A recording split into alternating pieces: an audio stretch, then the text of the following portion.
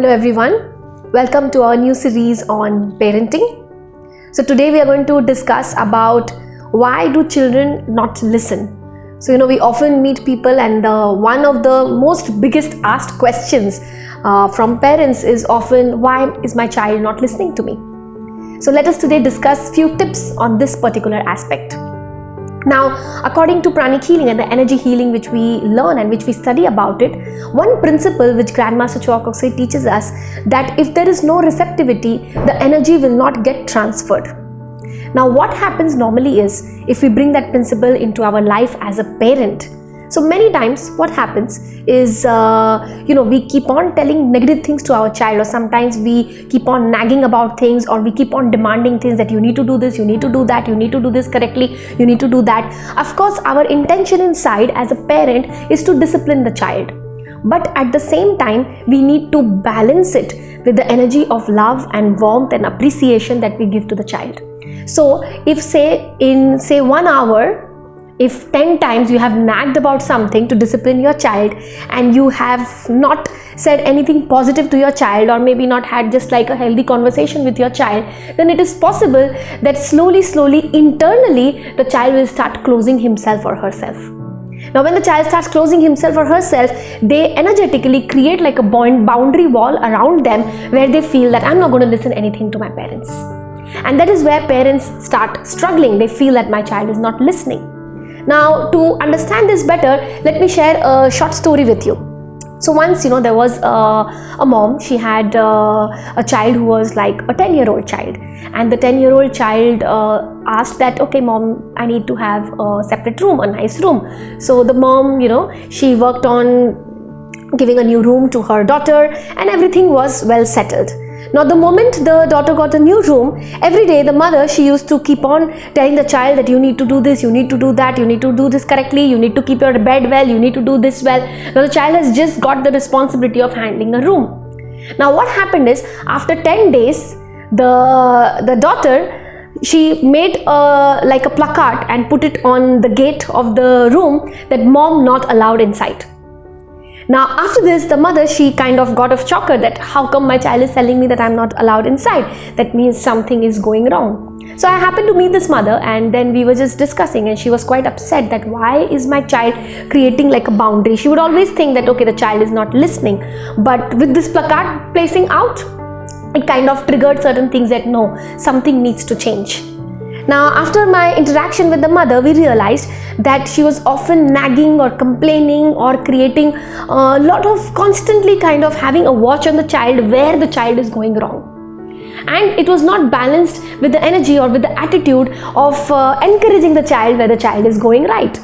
So sometimes, it happens that maybe for 10 days or 1 month, you have constantly been trying to discipline, constantly nagging about things, but we are not realizing that every moment you do this, internally, the child is closing the doors. And the distance between the parent and the child is increasing. Now, I'm sure many of you are right now thinking that if we don't tell anything, how will we discipline our children? Now here, the tip is, if you wish to discipline your children, one of the tip is to go with one step at a time. Yeah. Just don't make noise. Kahan se?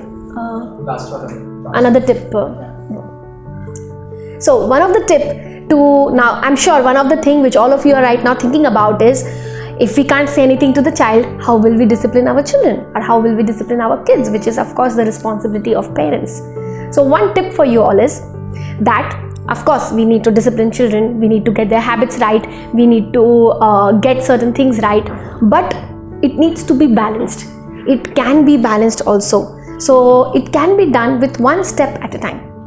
So one of the tips is to make sure that you can make a list of things that you need to improve in your child, but try to break one arrow at a time or one stick at a time.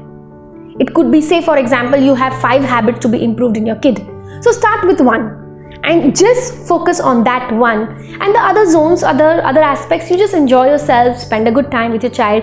But if you have 5 things to be improved and the whole day you're nagging about 5 things, it becomes too much pressure on the child that how many things do I need to change? Or they start feeling that, oh, mom is always complaining or dad is always complaining. So these things will stop because you are just focusing on one aspect at a time. Maybe like a small thing where you want your child to brush his or her teeth every day on his own. Maybe that's the age. So you just focus on that. Once that is stabilized, then you pick up another habit. Maybe you want your child to make the bed on himself or herself. Then you focus on that habit. Once it is stabilized, maybe for 10 days, 15 days or a month, then you pick up the third one. But putting all the things together, in my personal experience, it puts immense pressure on the child, and the child starts wondering that how many things I wish to change. Or the child starts feeling that my mom is too demanding or my dad is too demanding. So internally they are finding it very difficult to meet all the expectations. So they kind of close themselves, and then they slowly move to a zone where they don't want to listen. They don't want to listen to their parents because it's becoming too much. It's like complaints all the time. So to summarize our discussion which we had right now, is one of the tips to make sure that we don't reach a stage where the child is kind of closing the access or closing their auras or their energies and not allowing the parent to have control over things. So one of the tip is, of course, we need to discipline our children, but let's do one thing at a time. Build one, then go to another one, then go to another one, and at the same time, on the other aspects, you appreciate them, you have a healthy life, you enjoy with them, but don't get imbalanced with the two aspects. So this is it for today. If you think that this information is helpful, please do like and share. And if you'd like to know more about it, or if there are any situations like that, I would love to read your comments. I do watch your comments. So please put in a comment and we will do our best to answer them. Signing off. See you soon.